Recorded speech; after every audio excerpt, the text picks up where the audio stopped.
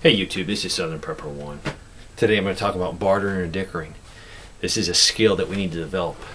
This is a skill that we'll probably use a lot more in the years to come. What is bartering or dickering? Well, bartering is trading one item for another item. And we do this every time we buy something. We trade Federal Reserve notes for items when we go to the store. And we also do it if we buy used items.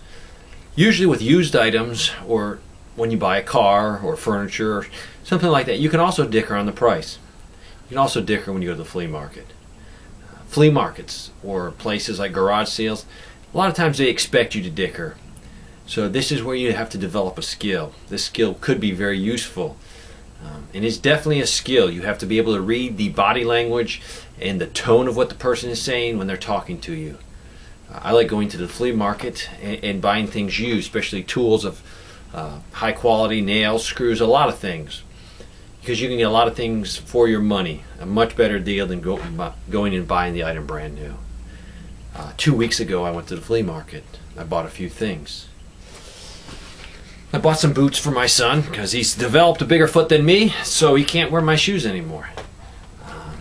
So these right here we bought at the flea market. The final price was $10. Brand spanking new.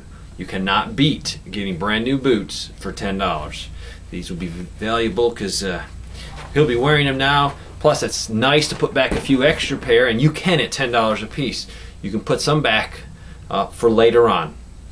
Another item I bought 2 weeks ago were these zip ties. These are military grade zip ties. There's 100 per pack. And he was asking $2.50 a piece. I could have dickered with him and said, "We take $2 a bag." I didn't. I bought 2 bags for $5.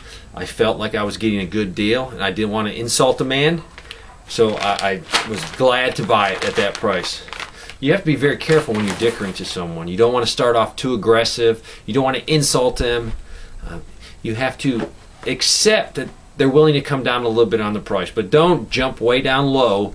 Because what you're going to do is insult the man or make the man upset, and he's not going to want to make a deal with you because he's going to feel hurt. So it's a skill. Today, I bought some things at the flea market today. I bought these hemostats. They were $1 a piece. He had a bunch of them. I went through and bought some scissors. These are just a good item, and I look for them. These are Pakistani. They're okay quality. They will do for what I'm looking for. So I bought some of these. Excellent to put back. I can't make these, so I like when I can buy something I can put back, and I can put these in medical kits. Another thing I bought today were these Med Express Premium Gold large gloves, 100 per box, and I bought his last 7 boxes, and I got them for $14 for all 7. So I paid $2 a box for 100 gloves. An excellent deal. You can never have enough gloves because they're more of a disposable item. So I picked up the last 7 boxes from them, and these will make a great addition to my first aid supplies for the retreat. I think my biggest find was 2 weeks ago.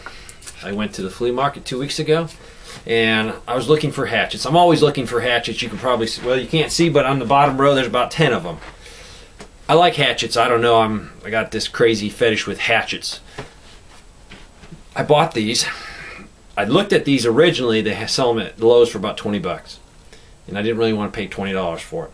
So I went to the flea market thinking maybe I can find it at the flea market. The first booth I came to, I found some. He wanted $15. I didn't even dicker with him. I just kept going because it's nice to walk through the whole flea market if you know items like this are going to be there where there's multiple dealers selling them. The next guy I found was selling it for $12. I thought, that's probably where I'll have to go back and get. But I didn't buy. I kept walking.